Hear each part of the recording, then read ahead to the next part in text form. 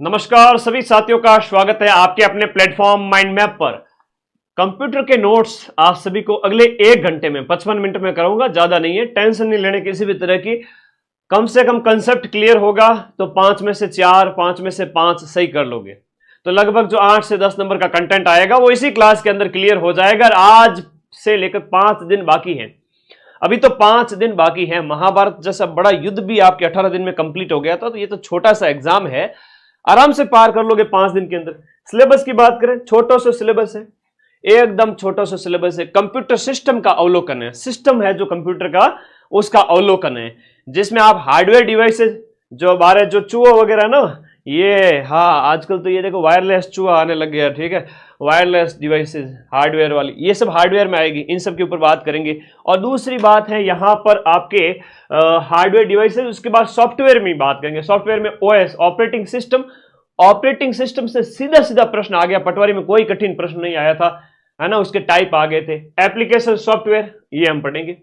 फिर कार्यालय अनुप्रयोग के लिए, ऑफिस में इस्तेमाल के लिए आप क्या करोगे, देखो ऑफिस में वर्ड का और एक्सेल का इस्तेमाल किया जाता है। वर्ड वगैरह के अंदर फाइल बनाई जाती है, ये जो है ना पीपीटी वगैरह ना, तुम्हारे क्लास से पहले हमारे टाइपिस्ट है वो वर्ड में टाइप करते हैं इसको, है ना। एक्सेल वगैरह हो गया, एक्सेल में क्या होता है कि डाटा वगैरह स्टोर किया जाता है, डाटा की फाइलें वगैरह, वो जो सारणी वगैरह बनाई जाती है एक्सेल के अंदर, और एमएस एक्सेल। फिर पावर पॉइंट पीपीटी, एमएस ये से पावर पॉइंट प्रेजेंटेशन कहते हैं पीपीटी, और फिर इंटरनेट आ जाएगा।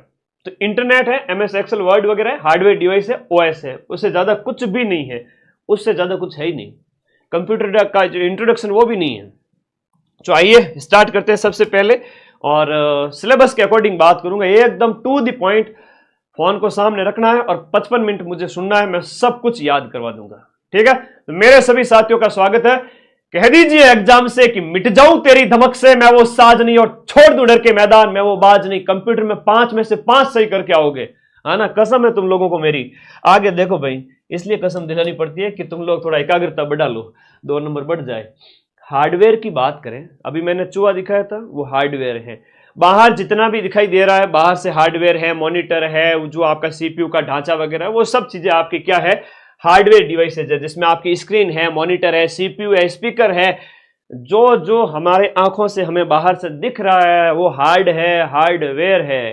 कंप्यूटर में प्रयोग होने वाले सभी यंत्र हैं, वो भौतिक इलेक्ट्रॉनिक उपकरण है, वो हार्डवेयर है, जिसमें आपको दिख गया सामने, कोई पढ़ाने की बात है ही नहीं, इसके अंदर कोई पढ़ाने की बात है ही नहीं, हार्डवेयर है गुरुजी, हार्ड है, हार्डवेयर बाहर की चीज। दूसरी बात है कंप्यूटर असेंबलिंग। अब असेंबल करना मतलब इकट्ठा करना एक साथ में, जैसे आप पुलिस की ट्रेनिंग वगैरह लेते हो तो गन असेंबलिंग वगैरह आपको सिखाया जाता है, ठीक है। तो ये चीजें आपको ध्यान रखना है, इसमें होता है कई बार तो कंप्यूटर के हार्डवेयर भागों को आपस में जोड़ करके असेंबल किया जाता है। असेंबल मतलब इकट्ठा करना, असेंबल मतलब इकट्ठा करना। हार्डवेयर के दो देखो प्रकार कौन कौन से, हार्डवेयर में क्या क्या आ जाता है, सीपीयू। अब जो मैं गोला बनूं वो एग्जाम में प्रश्न बनेगा, जो मैं ज्यादा गोला बना के इंपोर्टेंट लिखूं वो प्रश्न बनेगा। जैसे पूछ लेंगे सीपीयू का नाम पूरा full form, central processing unit. Central processing unit जैसे कंप्यूटर का खोपड़ों का है, जहां पे सारी गतिविधि वहीं होती है। और फिर है 2 भाग है इसके अंदर, अब ये प्रश्न भी एग्जाम में आता है, इतने से काम नहीं चलता है। सीपीयू के अंदर भी आपका कंट्रोल यूनिट है, सीयू है, और एक प्रश्न ये पूछा जाता है एएलयू का फुल फॉर्म क्या है, अरिथमेटिक लॉजिक यूनिट, जो गणितीय गणनाएं, आंकड़ों की गणना के लिए काम में आता है, वो एएलयू है, सीयू है, कंट्रोल यूनिट, ये सब सीपीयू भाग है। और सीपीयू अपने आप में एक हार्डवेयर है, ठीक है, कोई टेंशन वाली बात नहीं है। फ्री माइंड से पढ़ते जाओ, किस किस का दुखड़ा रोए, दिन भर पढ़ के शाम को आराम से मुंह ढक के सोए।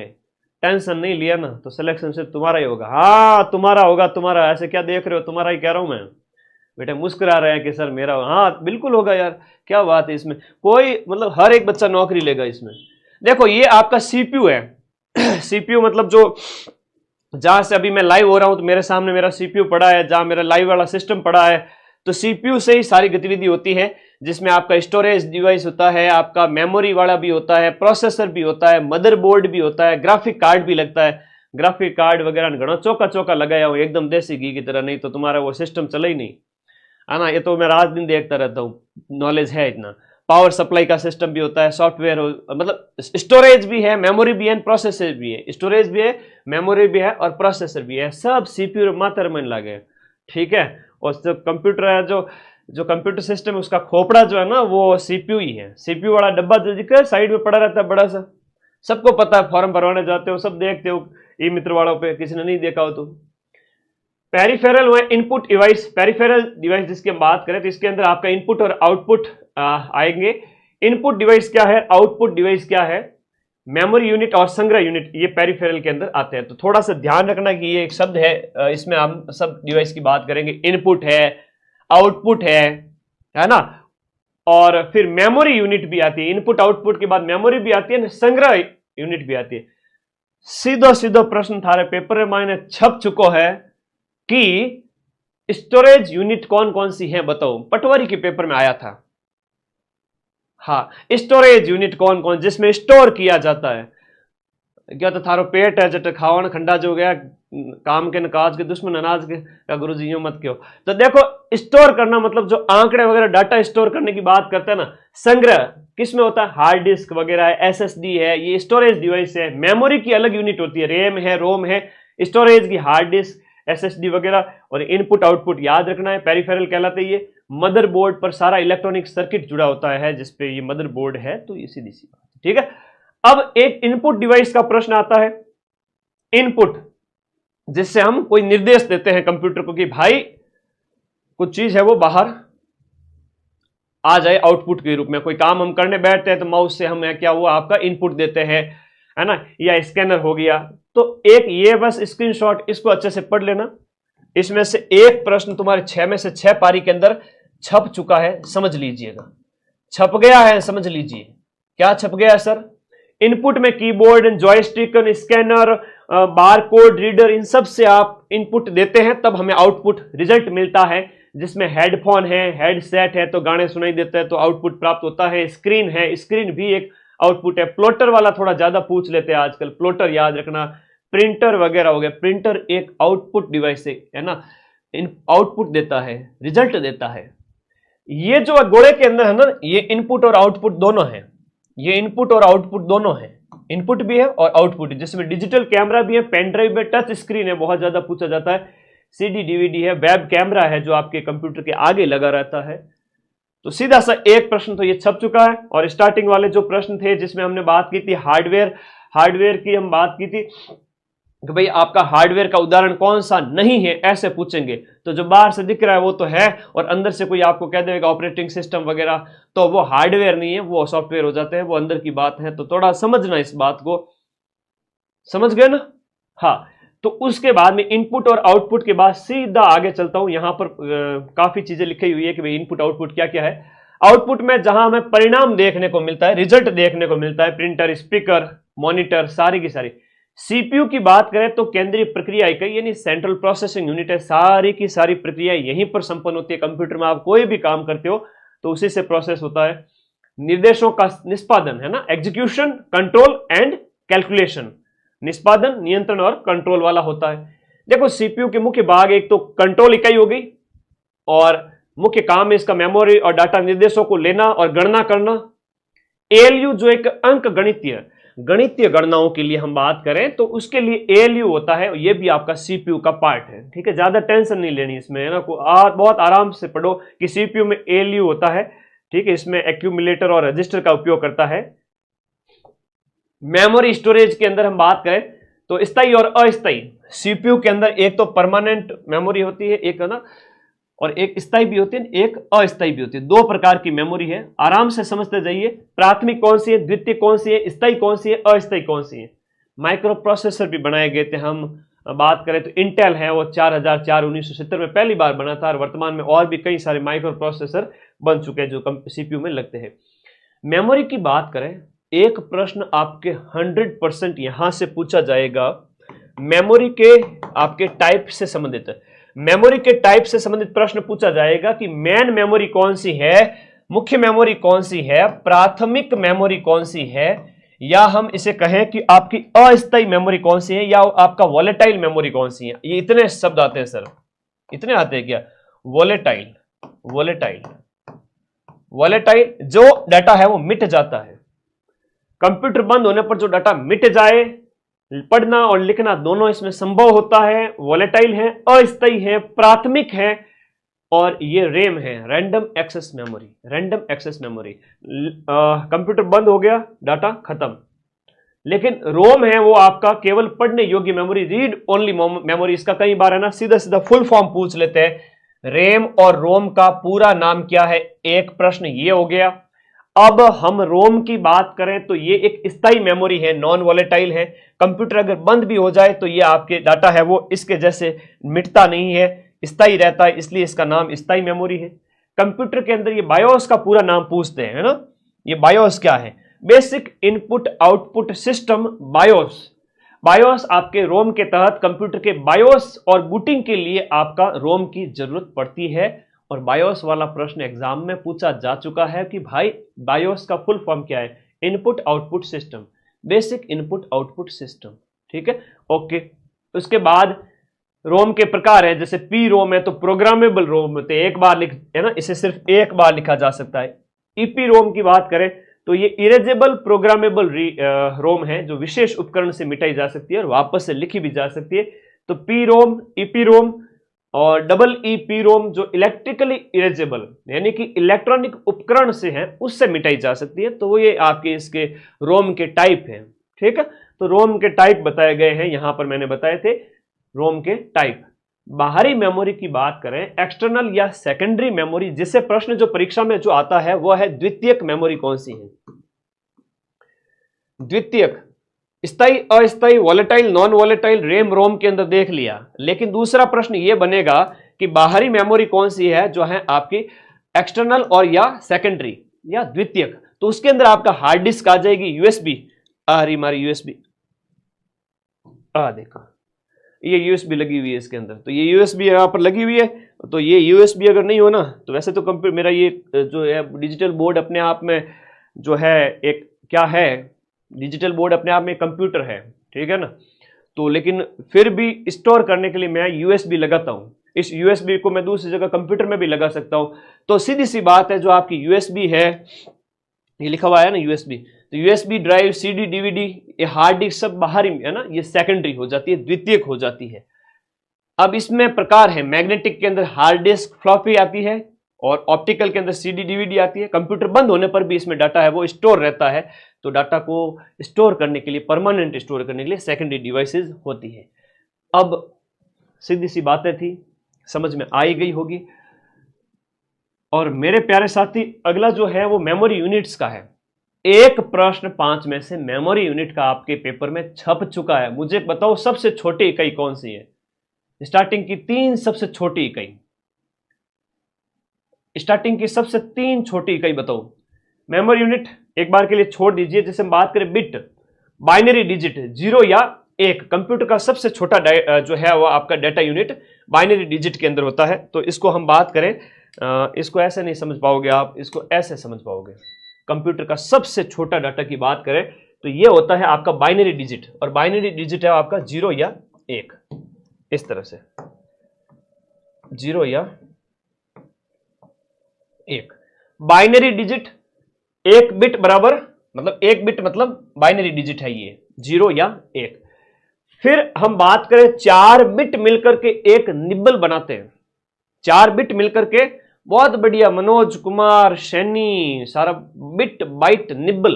तो ऐसे लिखो ना, बिट बाइट। देखो सबसे पहले बिट हो गया, बाइट हो गया, फिर निब्बल हो गया। तो 1 नंबर पे ये हो गया, 2 नंबर पे ये हो गया, 3 नंबर पे आपका, जैसे 1 बिट से सबसे स्टार्टिंग से हमने स्टार्टिंग यहां से की, बाइनरी डिजिट है ये। बाइनरी डिजिट जो है वो आपका 1 बिट एक बाइनरी डिजिट होता है, जिसे 0 या 1 हम कहेंगे। और जो आपका, एक सेकेंड, बाइनरी डिजिट 0 या 1 वो एक बिट को कहेंगे। अब 4 बिट मिलते हैं तब निब्बल बनता है। तो आपका बिट से निब्बल, निब्बल से आपका बाइट बनता है, 8 बिट से बाइट बनता है। 1024 बाइट होते हैं तब 1 केबी बनता है। 1024 केबी वाला है वो परीक्षा में पूछ लिया जाता है कई बार। तो एमबी बनता है, एमबी डाटा खर्च होता है, तुम सबको पता होगा। ये 1000 एमबी है तो 1 जीबी बनेगा, 1 जीबी डाटा। और 1024 जीबी होगा तब टीबी बनेगा। टीबी 1024 मिलेंगे तब पेटाबाइट बनेगा, है ना। और उसके बाद में पेटाबाइट से हेक्साबाइट, हेक्साबाइट से जेटाबाइट। तो थोड़ा सा याद रखना, एक प्रश्न आपके पेपर में यहां से छप चुका है। सबसे हम बात करें, बिट एक छोटी इकाई है जो कि आपकी एक बाइनरी डिजिट होती है, 0 या 1। अब बिट आपका हम बात करें 4 बिट मिलकर के एक निब्बल बनाते हैं। तो पहला बिट हो गया, उसके बाद में हमने बात की निब्बल की, तो बिट 4 मिलते हैं तब एक निब्बल बनता है, ठीक है। तो ये डिवाइस, ये थोड़ा याद रखना, किलोबाइट वाला ये पूछ लेते हैं, केबी वाला पूछ लेते हैं। नॉर्मल आप फोन वगैरह यूज करते हैं, डाटा का पता चलता है कि भाई जो है बाइट 1024 बाइट है तब जाके के आपका किलोबाइट बनता है। ये सब डाटा आपके खर्च होते हैं, पता चलता है कितने एमबी चले गए। आज से 5-10 साल पहले जियो नहीं आया था, तब से हम कह रहे थे कि भाई इतने हमारे केबी चले गए, इतने एमबी चले गए। आज के टाइम में तो तुम जीबी का भी टेंशन नहीं लेते, कितने जीबी डाटा आ गए। 5-5 जीबी, 2-2 जीबी रोज के तुम 10-15-20 के एक्स्ट्रा रिचार्ज करके भी क्लास देखते रहते हो। तो पहले के टाइम में तो हम बात करें 10 साल पहले, जो सोच करके टेंशन होती थी कितने एमबी जा रहे हैं, तो एमबी से आपका जीबी इस तरह से छोटे छोटे प्रश्न पक्का है इनमें से। स्टोरेज डिवाइस की बात करें, स्टोरेज डिवाइस जो है वो आपके कंप्यूटर में डाटा स्टोर करने के लिए 2 प्रकार की मेमोरी है। एक तो प्राथमिक मेमोरी, प्राथमिक में हमने रैम रोम की बात की थी, और रैम रोम प्राथमिक इकाई के अंदर आएगी। देखो बहुत प्यारा क्वेश्चन है। प्राथमिक स्टोरेज इकाई के अंदर हमने बात करी प्राइमरी स्टोरेज मीडिया, जिसके अंदर रैम और रोम है, लेकिन ये वोलेटाइल है, नॉन वोलेटाइल है। स्थायी जो है आपके रैम है वो जो है अस्थायी। अभी हमने इसके बारे में बात की थी, स्थायी और अस्थायी के बारे में। तो वोलेटाइल, नॉन वोलेटाइल, ये कंप्यूटर के सीपीयू के तात्कालिक डेटा उपलब्ध कराती है। तो प्राथमिक में तो ये आ जाएगी, दोनों ही प्राथमिक के अंदर है, दोनों ही प्राथमिक में, ठीक है। लेकिन द्वितीयक के अंदर कहे, ये मोस्ट इंपोर्टेंट प्रश्न है, एग्जाम में आपसे पूछा जाएगा सेकेंडरी स्टोरेज डिवाइस कौन सी है, जो हार्ड डिस्क है, फ्लॉपी डिस्क है, एसएसडी है। इसका प्रश्न सीधा सा परीक्षा में पूछ लिया जाता है। फ्लॉपी डिस्क, ये आपकी, इसका निर्माण कैसे होता है, तो माइलर प्लास्टिक से बनी होती है। इसका डाटा ट्रैक और सेक्टर में व्यवस्थित किया जाता है। डाटा पढ़ने के लिए डिस्क ड्राइव का इस्तेमाल करते हैं इसके अंदर, और एक्सेस विंडो डाटा पढ़ने का स्थान होता है फ्लॉपी डिस्क में। फिर इंडेक्स हॉल है, वो फोटो सेंसर द्वारा डिस्क की स्थिति निर्धारित करने के लिए। सारी बातें नहीं पढ़ाऊंगा, मैन जहां से प्रश्न आता है वही पढ़ाऊंगा। इसकी विशेषताएं हैं वो आपका बताया गया। डाटा है वो आपका चुंबकीय रूप में स्टोर होता है। पुराने समय में मुख्य रूप से ऑपरेटिंग सिस्टम और एप्लीकेशन स्टोर करने के लिए इसका इस्तेमाल जो है होता था।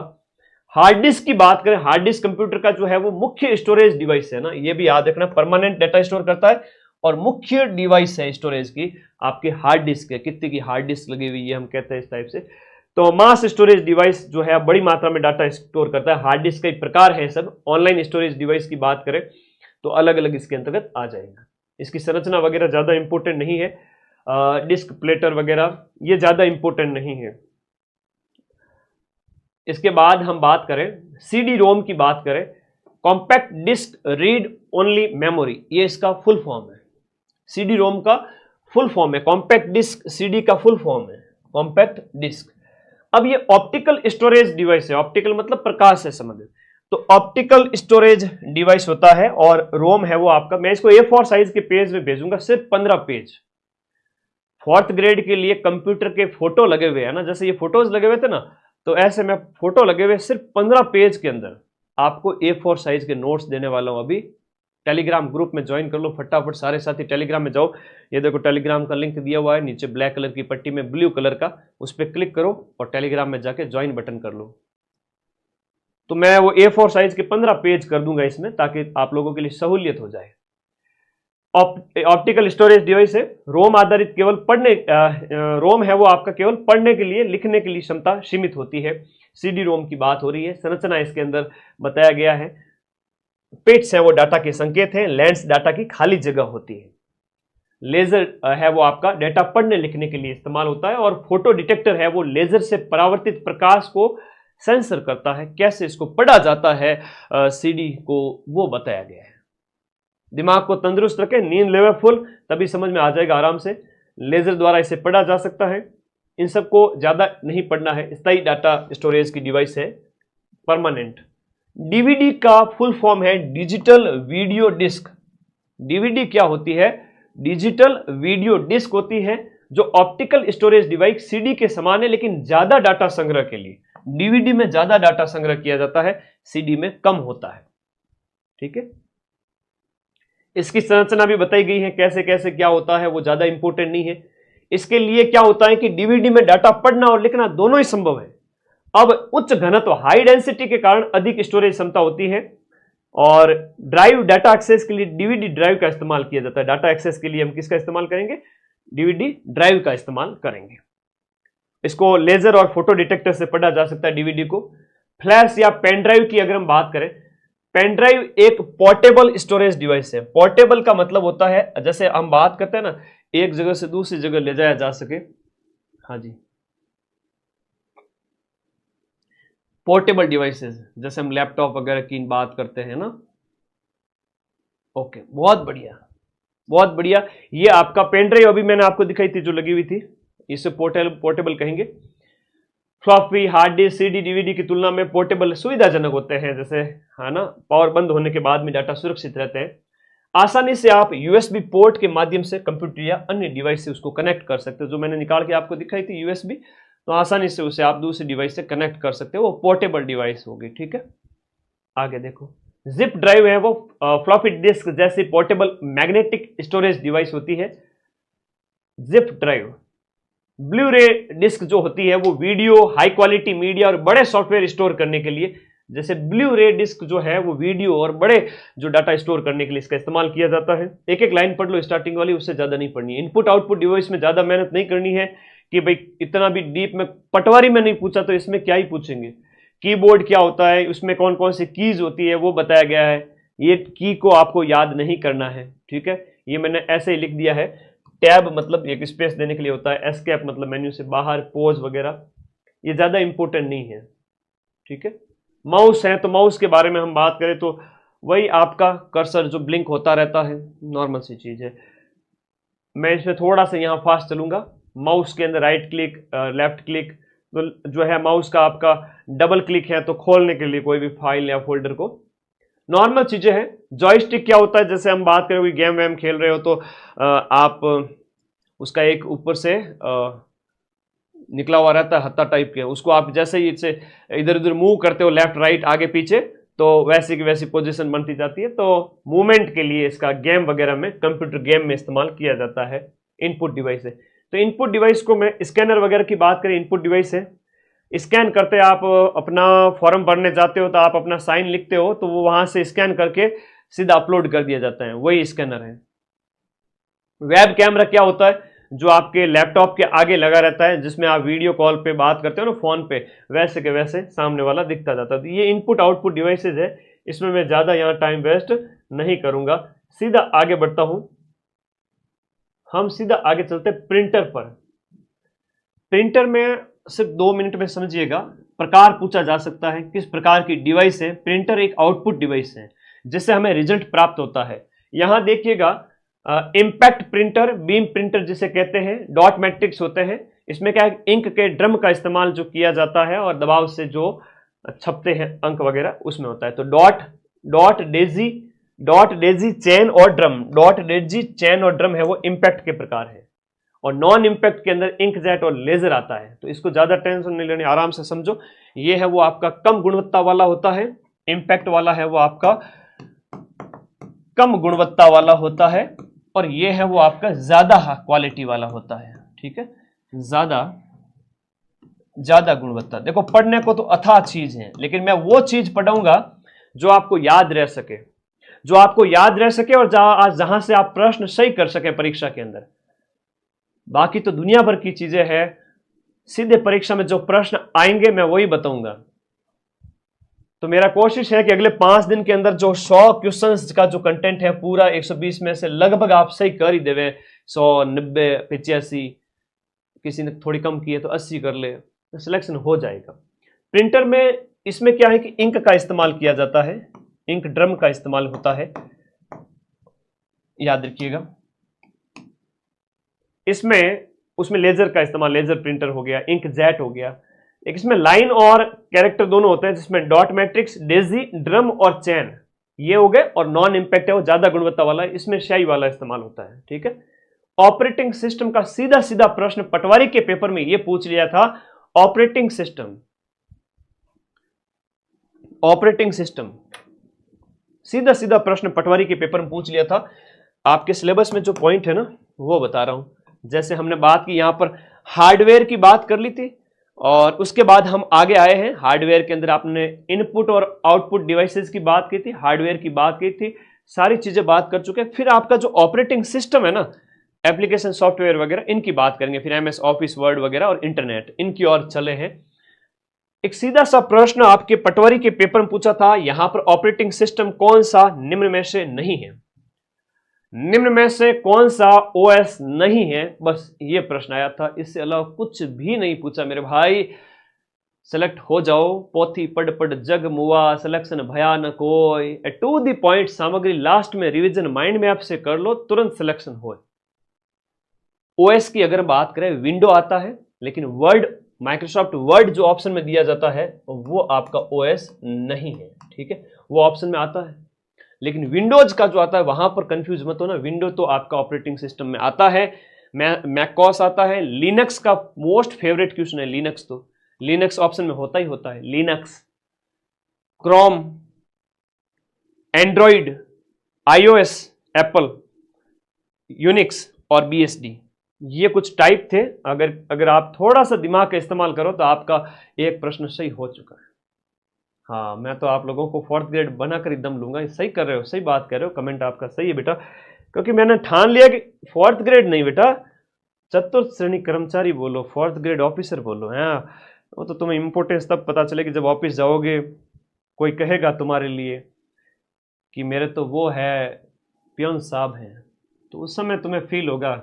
अभी एक बार बन जाओ, उसके बाद भले ही तुम 1st ग्रेड बनो, ऑफिसर बड़े बड़े बढ़ो, तो तुम्हारी इच्छा है, जो भी हासिल करो। एक बार बढ़ो तो बढ़ो तो सही, नौकरी तो लगो। राजरी नौकरी बड़ी इंपॉर्टेंट है बेटा, ठीक है ना। जिन टाइम गवर्नमेंट जो हेल्थ वगैरह में जो आरजीएसएस कार्ड वगैरह से इलाज, कभी स्वास्थ्य का खुदा न खास्ता कुछ हो, लाखों रुपए का इलाज फ्री में मिलता है। कई सुविधा है यार, तुम एंट्री तो करो। तुम बड़े बड़े साहब के वो लेफ्ट हैंड, राइट हैंड और मिडिल हैंड हो जाओगे, तो समझो मेरी बात को यार, तुम समझते नहीं हो, ये बहुत बड़ा पद है। जब लगोगे ना फिर पता चलेगा। अरे कंप्यूटर 8 से 10 नंबर फिक्स है, चिंता मत करो। 5 से 6, 5 से 7 क्वेश्चन भी पूछ सकते हैं। अधीनस्थ बोर्ड का कोई भरोसा नहीं है। पटवारी में कह रहा था कि इंटरनेशनल करंट नहीं देंगे, सिर्फ नेशनल देंगे, राजस्थान नहीं देंगे। राजस्थान का भर भर के दिया, इस पर भरोसा नहीं कर सकते, ठीक है। इसलिए मैं कह रहा हूं 10 नंबर तो पक्के हैं। ऑपरेटिंग सिस्टम की बात करें तो एक सिस्टम सॉफ्टवेयर है जो कंप्यूटर हार्डवेयर और सॉफ्टवेयर संसाधनों का मैनेजमेंट करता है और उपयोगकर्ता को कंप्यूटर से इंटरेक्ट करने का एक आसान तरीका प्रदान करता है। जो यूजर है वो कंप्यूटर से कैसे इंटरेक्ट करे। वैसे तो कंप्यूटर का ये डब्बा किसी काम का नहीं है। अगर आपको हार्डवेयर और सॉफ्टवेयर का सही तरीके से मैनेजमेंट करना है तो आपको ऑपरेटिंग सिस्टम उसमें होना ही चाहिए। अगर ऑपरेटिंग सिस्टम इंस्टॉल नहीं है तो वो आपकी कंप्यूटर डब्बा है, किसी काम का ही नहीं है, ठीक है। जरूरत है उसकी। तो ये हार्डवेयर और सॉफ्टवेयर संसाधनों के मैनेजमेंट के लिए एक मीडिएटर की भूमिका निभाता है ओएस ऑपरेटिंग सिस्टम, और एक मध्यस्थ की भूमिका निभाता है। जैसे कि आपके चतुर्थ श्रेणी कर्मचारी है, वो एक ऑपरेटिंग सिस्टम है। बड़े साहब और उनके, समझ जाओ, बिचौलियों के बीच में कि मेरा पियोन साहब आएंगे, सारा काम संभालेंगे, वो इज्जत और रेस्पेक्ट मिलेगी तुम्हें, चिंता मत करो। तो ये ऑपरेटिंग सिस्टम है, हार्डवेयर उपयोगकर्ता के बीच में ऑपरेटिंग सिस्टम है, वो मध्यस्थ है, मीडिएटर का काम करता है। CPU, memory, input output device और संसाधनों को आवंटित करता है जिससे एप्लीकेशन सुचारू रूप से चल सके, ठीक है, आप बढ़िया तरीके से काम कर सके, इसमें ये हेल्प करता है। ओएस कंप्यूटर का मुख्य सॉफ्टवेयर है जो हार्डवेयर और उपयोगकर्ता के बीच पुल का काम करता है, जिसमें विंडो आता है। बहुत इंपॉर्टेंट प्रश्न है, विंडो आपका ऑपरेटिंग सिस्टम है। विंडो क्या है? एक ऑपरेटिंग सिस्टम है। विंडो ऑपरेटिंग सिस्टम है भाई, याद कर लीजिएगा। आज 6,66,000 सब्सक्राइबर हो गए। बच्चा कमेंट कर रहा है 7 लाख कर दो बस फटाफट। जितने साथी जुड़े हुए, मुझे लगता है 2 दिन के अंदर हो ही जाएंगे। खैर ये तो हो जाएंगे, कोई दिक्कत नहीं। विंडो एक ऑपरेटिंग सिस्टम है। लिनक्स मोस्ट इंपोर्टेंट है, दूसरे नंबर पर बार बार पूछा जाता है। मोस्ट है भाई, मोस्ट है ऑपरेटिंग सिस्टम। ओएस के टाइप सीधा सीधा रट लो, स्क्रीनशॉट ले लो और अपना 1 नंबर पक्का कर लो।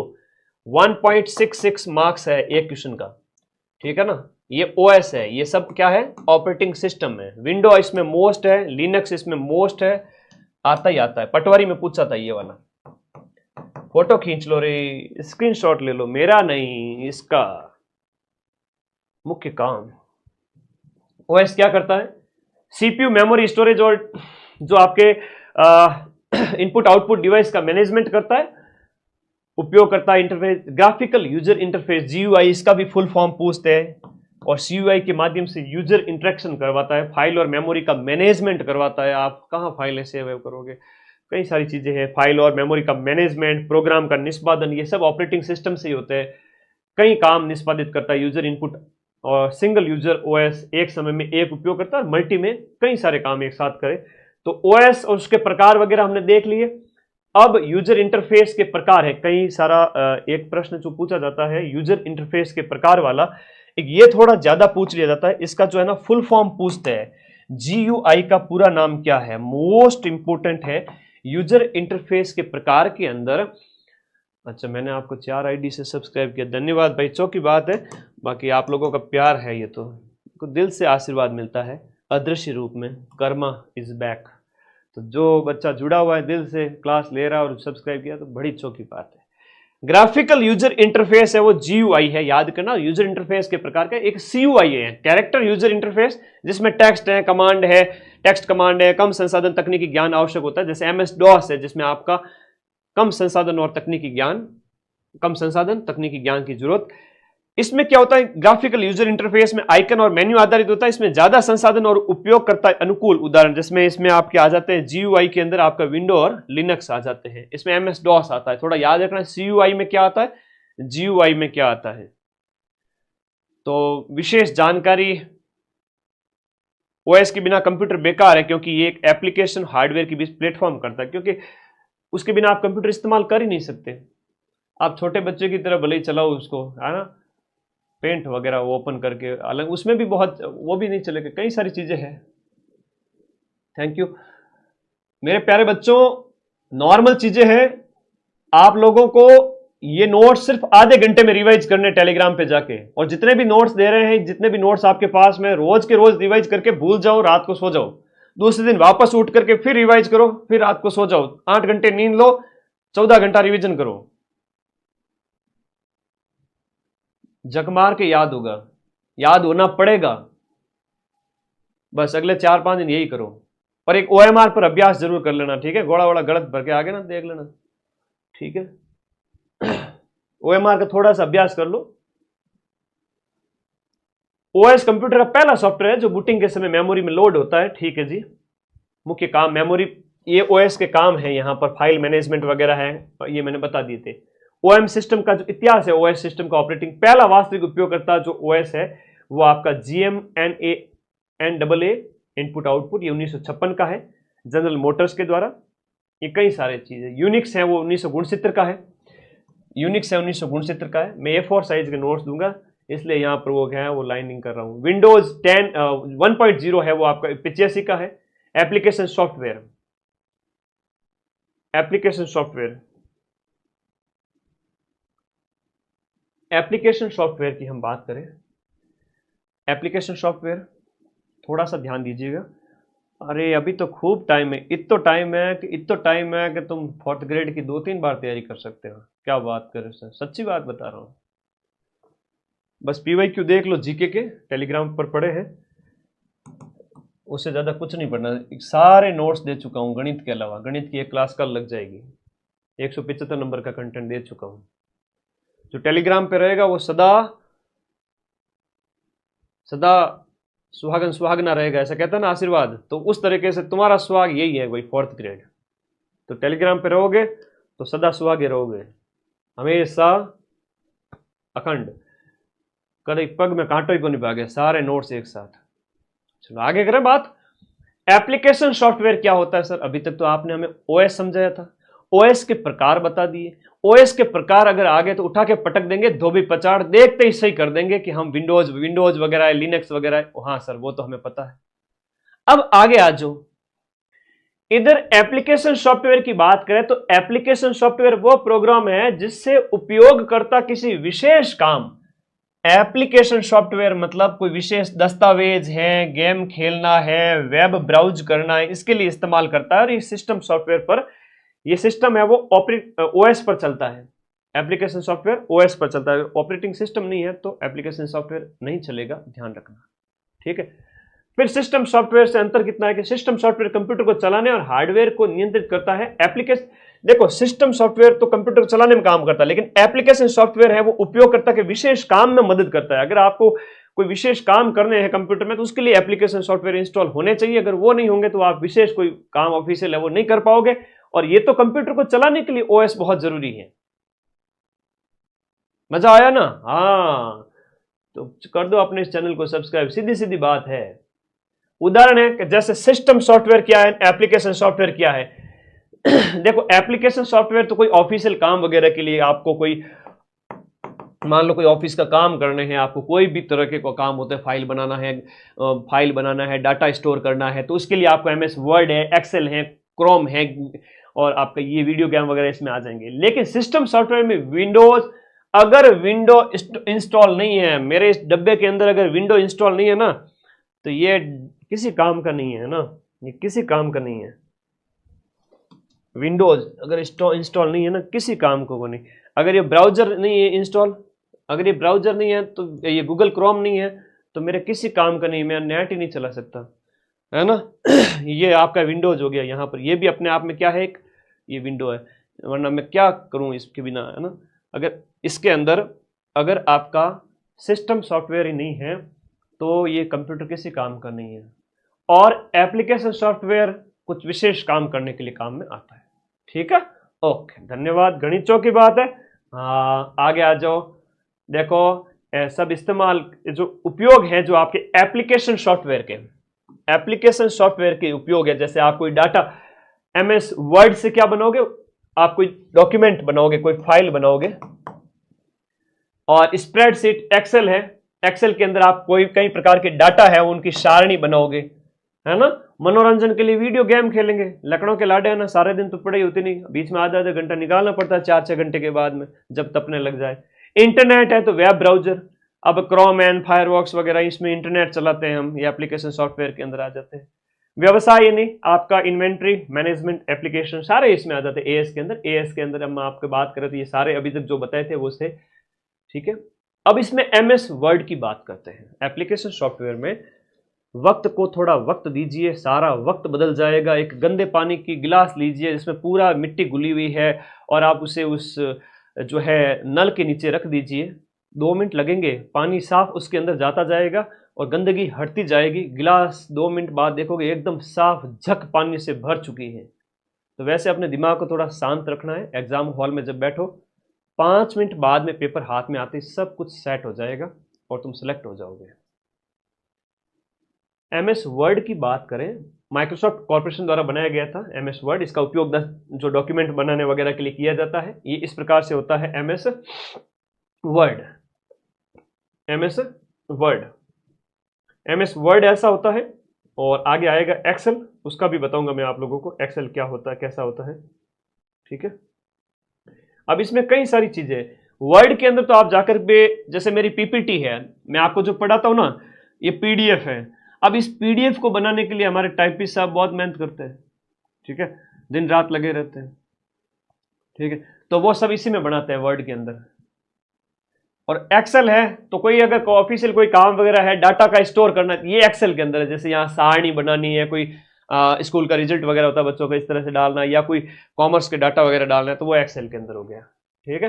और कोई फाइल बनानी है तो फाइल बनानी है, पीडीएफ वगैरह बनानी है। जैसे मैं बच्चों को पढ़ा रहा हूं, मैंने कहा टाइपिस्ट को कंटेंट भेजा, मैंने कहा सर ये बना दीजिए अपने पीडीएफ बच्चों को पढ़ाने के लिए, यहाँ पर लिख लीजिए माइंड में आप हारा वही जो लड़ा नहीं, इस तरह से बढ़िया डिजाइन करिए, तो वो आपके वर्ड के अंदर फाइल बनाएंगे, ठीक है। तो ये इसमें वो इसका इस्तेमाल करेंगे, समझिए इस बात को। एमएस वर्ड माइक्रोसॉफ्ट ऑफिस का हिस्सा है। जो वर्ड है वो माइक्रोसॉफ्ट ऑफिस का ही पार्ट है। इसमें माइक्रोसॉफ्ट ऑफिस के मुख्य प्रोग्राम क्या है, मोस्ट इंपोर्टेंट चीज यहां पर लिखी हुई, 2 बातें लिखी हुई, एक ये लिखी हुई है, एक ये लिखी हुई है। वर्ड है वो ऑफिस का हिस्सा है। माइक्रोसॉफ्ट ऑफिस के अंदर वर्ड भी आता है, एक्सेल भी आता है, पावर पॉइंट प्रेजेंटेशन भी आता है, ये सब आता है, ठीक है, एमएस वर्ड के अंदर। MS ऑफिस के अंदर ये सारे आते हैं। वर्ड ऑफिस का ही पार्ट है। वर्ड को शुरू करने वाली फाइल है वो शॉर्ट में winword.exe दिया गया है। शॉर्टकट भी दिए गए, अगर आप S दबाओगे कंट्रोल के साथ फाइल सेव हो जाएगी। ये नॉर्मल चीजें हैं जो ज्यादा डीप में नहीं पूछी जाएगी। रूलर क्या होता है? MS वर्ड में 2 प्रकार के रूलर होते हैं, जो हॉरिजेंटल होता है और वर्टिकल होता है। तो अलग अलग उसकी साइज वगैरह बताई गई है। पैराग्राफ को कैसे लिखना है, इसमें आप ज्यादा माथापच्ची न करें। मेन्यू बार वगैरह, स्टेटस बार कहाँ क्या, इसमें ज्यादा माथापच्ची न करें। ठीक है, मैं सीधा आगे चलूंगा। MS के बाद में मेल मर्ज वगैरह ये सब आगे बात करते हैं। अब इसके बाद सीधा इसमें तो क्या कैसे यूज करना वो सारी चीजें बताई गई। जो ज्यादा माथापच्ची वाली बात है वो मत है ना, इसमें ज्यादा टाइम वेस्ट मत करना। जो सीधा 5 में से मैं बता देता हूं क्वेश्चन कौन कौन से आएंगे। वही कंप्यूटर के हार्डवेयर सॉफ्टवेयर से क्वेश्चन आएगा, हार्डवेयर से, इनपुट आउटपुट वाला, मेमोरी वाला, इंटरनेट वाला। तो तुम क्या सोचते हो कि पूरे सिलेबस को ना पढ़े और एक को ही रटते जाए? ये तो फेल होने के लक्षण है। एक को नहीं रटना है, पूरे सिलेबस को पढ़ना अच्छे से। याद हुआ तो ठीक, नहीं तो टेंशन नहीं लेनी, आगे बढ़ो। बहुत बड़ा सिलेबस है तो सारे पार्ट है वो कवर कर लीजिए। इसलिए मैंने कहा कि आपका MS जो माइक्रोसॉफ्ट ऑफिस का जो पार्ट है वर्ड, उससे आगे हम बढ़ चुके हैं। उसका दूसरा पार्ट माइक्रोसॉफ्ट ऑफिस का वर्ड के बाद में है एक्सेल। वर्ड समझ लिए बस, बहुत है। उसके बाद एक्सेल को समझ लो, थोड़ा सा बहुत है। 5 में से 1 या 2 मुश्किल, 1 या 2 क्वेश्चन मुश्किल। 2 क्वेश्चन यहां से आ गए, 1 इंटरनेट से आ गया, 1 हार्डवेयर से आ गया। उससे ज्यादा कितने प्रश्न ही नहीं है। 15 प्रश्न होते तो मैं लालच करता। तो हमेशा सिलेक्शन की रणनीति पे ध्यान रखो कि आउटपुट कितना मिल रहा है। ज्यादा लालची होना चाहिए पढ़ाई के अंदर कि भाई हमें जितना फायदा होगा हम उतने सेल्फिश बनकर पढ़ाई करेंगे। ठीक है, तो एक्सेल की प्रकार की बात करें, एक्सेल है वो स्प्रेडशीट एप्लीकेशन सॉफ्टवेयर है। Excel is a spreadsheet, important है ये लाइन, थोड़ा रट लेना, दिमाग में बिठा लेना। एक्सेल स्प्रेडशीट एप्लीकेशन सॉफ्टवेयर, इसका प्रयोग है वो एक्सेल में आते ही आप डाटा, एक्सेल में डाटा, और हमने बात की वर्ड के अंदर फाइलें बनाई जाती हैं।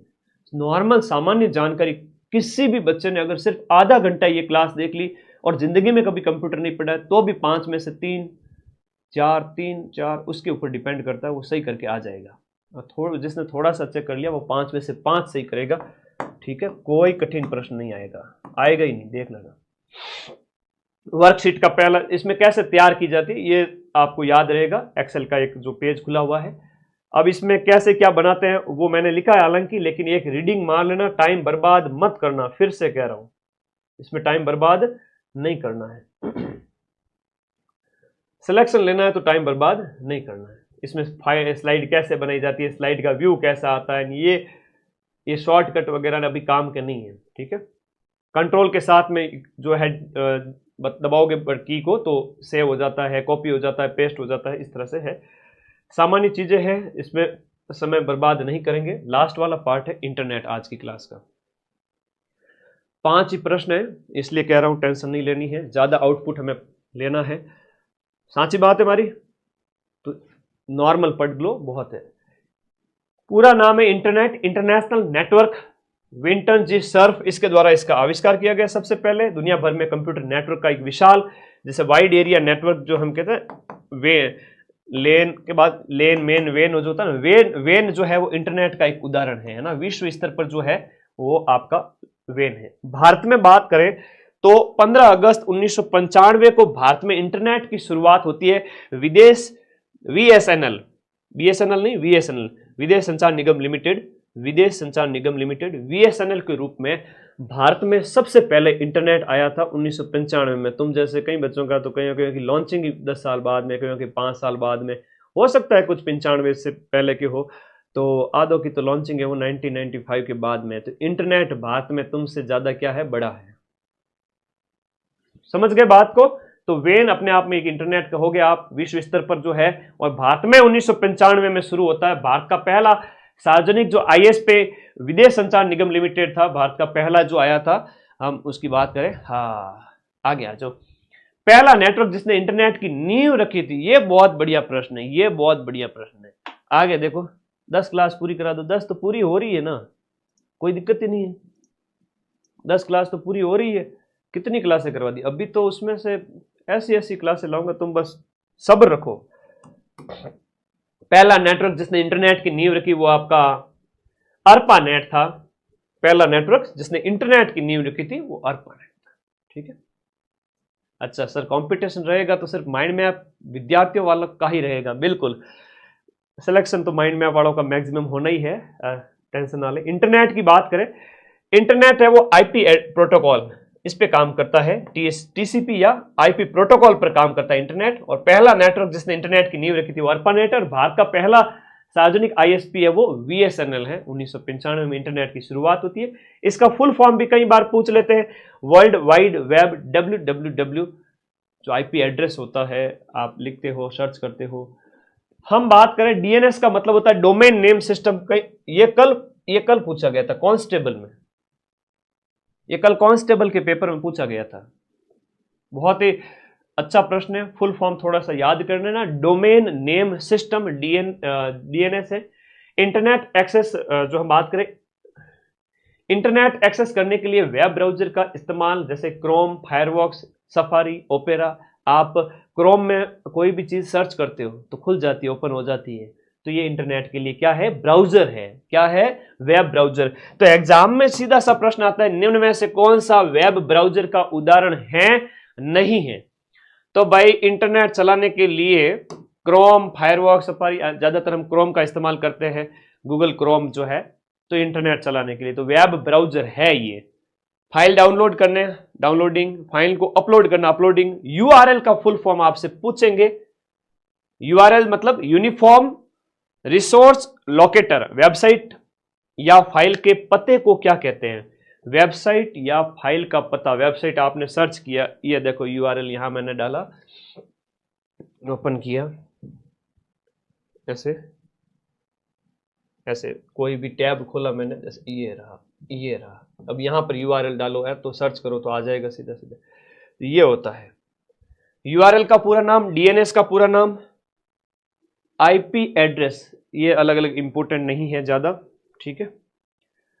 राउटर पर आईपी एड्रेस लिस्ट देखने का कमांड है वो शो आईपी इंटरफेस होता है। पीएटी का प्रयोग एक आईपी एड्रेस कई यूजर को ग्लोबल इंटरनेट से कनेक्ट करने के लिए पीएटी का प्रयोग किया जाता है।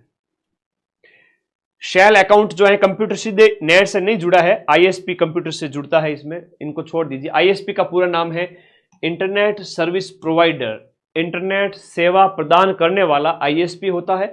इंटरनेट सेवा प्रदान प्राप्त करने के जो साधन है वो डायल अप है, लीज लाइन है, ब्रॉडबैंड है, ये ध्यान रखना। और डायल अप कनेक्शन है वो टेलीफोन लाइन के माध्यम से आईएसपी, वो डायल अप होता है, ध्यान रखना।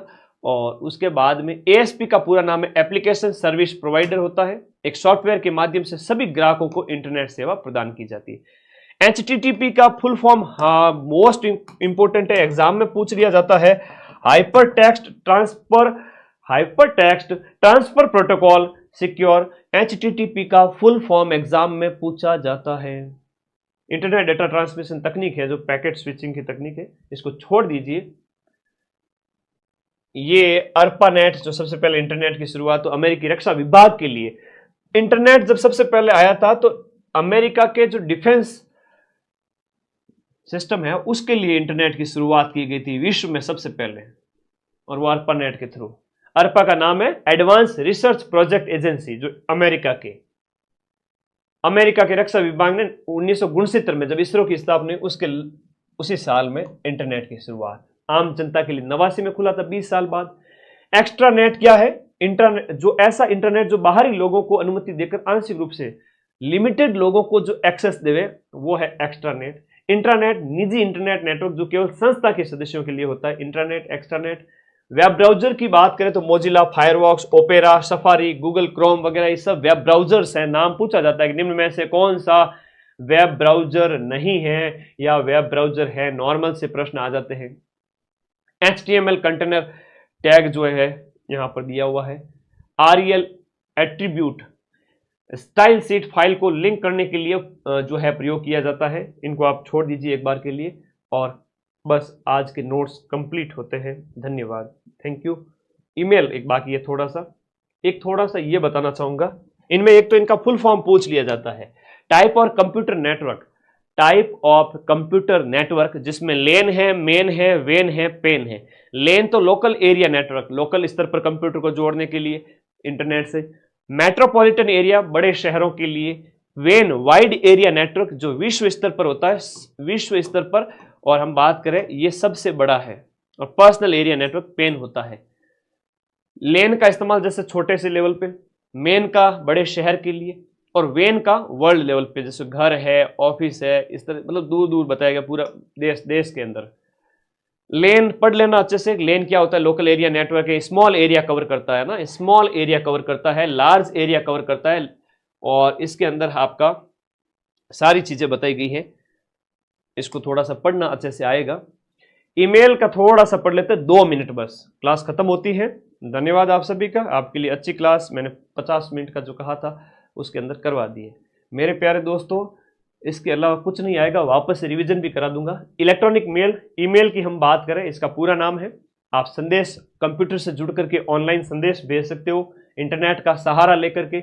इसमें मोडेम और टेलीफोन लाइन की जरूरत पड़ती है, इंटरनेट कनेक्शन के बिना मेल नहीं जाएगा। इसके लिए @ एक यूजर आईडी है, और @ के बाद में जो होता है @gmail.com, तो वो डोमेन का नेम होता है। और @ से पहले आपका जो नाम होता है वो यूजर की आईडी होती है, और बाद वाला जो है ना वो डोमेन नेम है। जैसे बात करूं धर्मवीर फिटनेस, बच्चा कमेंट कर रहा है, तो Dharmveer fitness @gmail.com, commercial use के लिए .com, गवर्नमेंट यूज के लिए होता है .gov होता है ना, इस तरह से आता है। तो ये लास्ट वाला @ के बाद वाला है वो डोमेन नेम होता है। तो पूछ सकते हैं थोड़ा सा कि ये क्या है, तो ये डोमेन नेम है, लखनऊ का लाडा डोमेन नेम है। सही ईमेल का प्रारूप इस प्रकार है, ईमेल इनबॉक्स में प्राप्त होती है, ठीक है। ईमेल के उपयोग वाला चिन्ह बताया गया है। BCC का पूरा नाम ब्लाइंड कार्बन कॉपी होती है, CC मतलब कार्बन कॉपी। और स्पैम क्या होता है? स्पैम देखो, कई बार मालवेयर, ये भी प्रश्न आता है, मालवेयर और आपका होता है ना, जैसे जो कंप्यूटर वायरस होता है ना, जो अटैक करते हैं पूरे हैकर लोग जो बैठे थे, अपने उस दिन देखा नहीं था, एकदम से लाइव ज्यादा लेके आ गए, 5 मिनट के अंदर डबल तिबल 3 गुना कर दिए थे। ये लोग हैकर लोग होते हैं, ठीक है। तो फर्मवेयर, मॉलवेयर, फर्मवेयर, इस प्रकार से ये वायरस के होते हैं ना, फर्मवेयर, ये वायरस होते हैं, कंप्यूटर वायरस स्पैम होते हैं। जंक ईमेल तो यहाँ अलग है, अलग फॉर्म में है, ये वायरस है, कंप्यूटर वायरस। और मनुष्य को भी वायरस जनित रोग हो जाए तो कभी ठीक नहीं होता, नहीं, ये वायरस भी वैसा ही होता है, वायरस का कोई इलाज नहीं। अटैचमेंट वगैरह देख लेना। मैं पहला ईमेल है वो आपका किसका है, और आविष्कार है वो आपका ईमेल सिस्टम का आविष्कारक VA शिवा, ये यहाँ पर बताया गया है ना। वेबसाइट का पहला पेज होम पेज होता है, और ये बैचेज हैं आप सभी के, एक बार बढ़िया फॉर्थ ग्रेड देके आ जाओ, फिर माइंड मैप का ऐप डाउनलोड करना, कोर्स वाली कैटेगरी में जाकर के रीड के बैच है, सेकंड ग्रेड के बैच है, और राजस्थान जीके स्ट्रॉन्ग करना है। ये बुक हर बच्चे की टेबल पर होनी चाहिए, जिसमें अपने राजस्थान की हिस्ट्री, कल्चर, ज्योग्राफी, पॉलिटी सब कुछ है। और कांस्टेबल थानेदार का बैच भी आपके नया स्टार्ट हो चुका है। अपने फोर्थ ग्रेड पेपर के बाद बढ़िया पढ़ लेना। एक तो मैंने ये पढ़ाया था, सिर्फ अभी तक कुछ भी नहीं पढ़ा ना, तो भी पढ़ा देता हूं, सिर्फ 2 मिनट मुझे दे देना, 5 क्वेश्चन कौन कौन से आएंगे बता देता हूं। हार्डवेयर का अर्थ बता दो, फिर आपका हार्डवेयर के मुख्य प्रकार कौन सा है, CPU के टाइप वगैरह, पेरिफेरल यूनिट्स के अंदर क्या क्या आता है, तो ये 4 आ जाएगा। इनपुट आउटपुट के अंदर एक प्रश्न ये आ जाएगा तुम्हारे, स्क्रीनशॉट लेते रहो, है ना। शकल देख रहे हैं मेरी, अरे यहां देखो, मेमोरी के अंदर कौन कौन सी है, मुख्य मेमोरी वगैरह, है ना, ये आ जाएगा। एक ये आ जाएगा, स्टोरेज डिवाइस वाला आएगा। संभावित प्रश्न है, हर पारी में देखने को मिलेंगे, मिलने पड़ेंगे। ये द्वितीय स्टोरेज के अंदर ये आते हैं, ठीक है। बाकी कुछ भी नहीं है, कुछ भी नहीं है। आगे आ जाओ,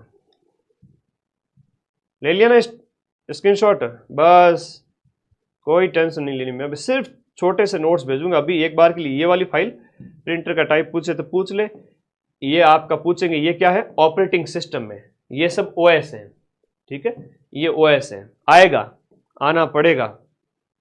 पेपर में छपा हुआ है, और मैंने वो चश्मा पहना हुआ है जिससे मुझे सब दिख रहा है पेपर के अंदर का। तो भाई स्क्रीनशॉट लेते रहो, ठीक है ना। सावधानी हटी दुर्घटना घटी। एक्सेल हो गया, MS वर्ड जो है वो ऑफिस का ही भाग है, इसी के अंदर आपका एक्सेल है। और बस हो गया, मामला खत्म।